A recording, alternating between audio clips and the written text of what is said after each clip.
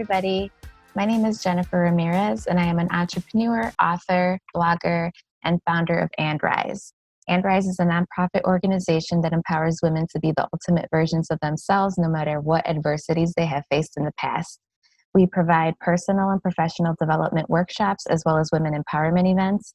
And whenever you purchase tickets to our events, 100% of the profits go back to women in need.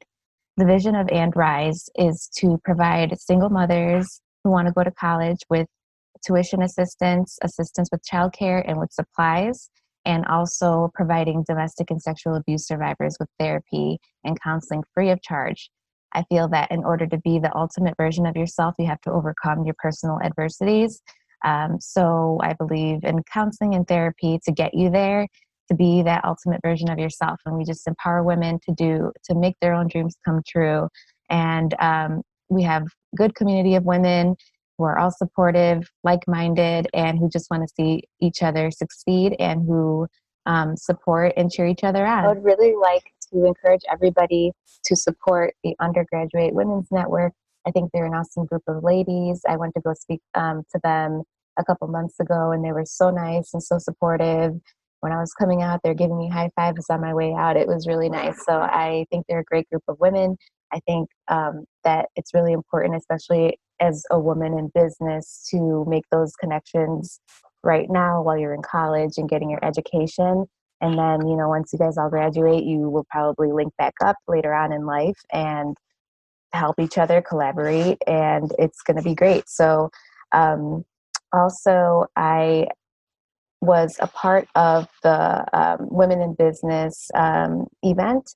I had a little vendor table outside, and I got to see LaTanya speak. LaTanya Wilkins is actually a friend of mine, and we've actually done a few events together, and she's awesome. They have good speakers. They have good content that's useful for your future. So I definitely recommend being a part of the community. And if you're not a part of it, join and support them, because they're a great group of ladies. So. All right. So I wanted to tell you my story. So I am a sexual abuse survivor. I was abused at the young age of 7 by a close family member. And also I've been a single mother since pregnancy. I had my daughter when I was 21. I never received child support or any type of support from the father, so I was on my own. I was really poor. I was living paycheck to paycheck, and I lived in a really bad neighborhood in Chicago where there was like a drug war going on my block. Literally across the street. There was always something happening, always shootings happening, but it was all I could afford. I also dated bad men, and I was in a lot of toxic relationships. I didn't love myself. I had low self-esteem, negative attitude, and I was consistently searching for love and trying to find a man to complete me or complete my family. I also worked in a really toxic work environment that also added to a lot of the negativity that I was, my negative attitude, I guess you can say. And also because I struggled with money, I got myself into $25,000 worth of credit card debt. And that really, really held me back. And it was very stressful because that was the only way I could do it, though. I had to pay for diapers and formula somehow. I already was paying rent and car notes and insurance, and it's rough to do it on your own. So I got myself into credit card debt because, it saved me in the short term, but in the long run, it hurt me. And then I was promoted to a new job downtown, which was completely opposite of the toxic work environment I was in previously. Everybody here, there's no drama when I went to work. Everybody went to work to work. So that was a completely different experience for me. And everybody had their bachelor's degree and their master's degree, and they were so intelligent and so good at what they did. So it really was inspiring to me. And that is actually what got me back into school. And when I turned 26, I was able to purchase my first condo, which was a really big deal for me because, I was very poor, but I got some assistance through low income.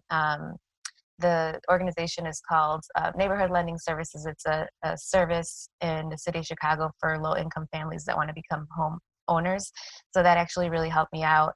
And then I graduated with my associate's degree in 2017, which is another milestone for me because that was really hard because I was working full-time, going to school part-time, and raising my daughter by myself. So that was a huge deal. And then by the time I turned 30, I was 100% debt-free because I had started teaching myself, educating myself about money and how it worked, how credit cards worked, how to invest your money, how to save money. So I started learning these things because I got really tired of being poor and I really want to change in my life. Um, and then because I purchased that condo at a much lower rate, uh, my mortgage was cheaper than anything I had ever paid in rent. So because I had all that extra money every month, I was paying my debt down with that. And all my income tax checks were not spent on clothes and shoes. They were paying off my debt. So that was a sacrifice I made, but it worked because I got out of debt 100%. And that was the best feeling ever because I never thought I'd get out of it. Um, like I said, I became a landlord. I purchased 2 properties after that. And also I started blogging and I created a blog called Jenny Says Blog. And that's where I talk about my sexual abuse and all of my stories of like how I saved money, how I got out of debt, my experience being a single mother and all that type of stuff. I love writing and it's just something I enjoy doing and it's kind of my outlet. It's the best way that I can express myself is through written words. And then in February of 2020, I was able to sell the first condo that I purchased, which was awesome. And that actually allowed me to quit my full-time job in March of 2020. And I was able to pursue entrepreneurship full-time. That's kind of been a dream of mine, and I've always thought about it and wanted it, and I finally made it happen. So that was a huge deal, and I'm super proud of that. And this past May, I just graduated with my bachelor's from UIC, from the College of Business. So I got my degree in business administration, and that was a huge milestone for me. I went full-time in my last year, which was so hard because I was still working full-time, and then finishing out school full-time, and then still doing the whole parenting thing and all that stuff. So it was really rough, but I'm very proud of what I did. So that's a little bit about my story. The last few pieces of advice I'd like to leave you ladies with is to create community of like-minded women. Hang around with people that think like you and like the same things as you, so that you're not held back in your business and what you're doing in life. Networking is super important when you get out into the working world, so I definitely recommend that for you. It has brought me immense opportunities by networking and meeting different women in different sectors. It's just been amazing. So I always recommend networking as much as you can because it opens new doors. It's really awesome. And then the last piece of advice I would say is do not listen to the naysayers. If you're working on something that you think is crazy or that other people think is crazy, I say do it. I've had a lot of people try to talk me out of doing things that I have done. A lot of people told me don't invest in real estate and don't blog about your personal business and don't start a nonprofit. And if I wouldn't have done all that, I wouldn't be where I am now. So I'm glad I didn't listen to those people. And my advice is don't let other people's tunnel vision deter your bigger vision. Sometimes people don't think the same way you do. And thinking outside of the box is what brings greatness, in my opinion. So those are the last pieces of advice I'll leave you guys with. And I hope you guys have a great day.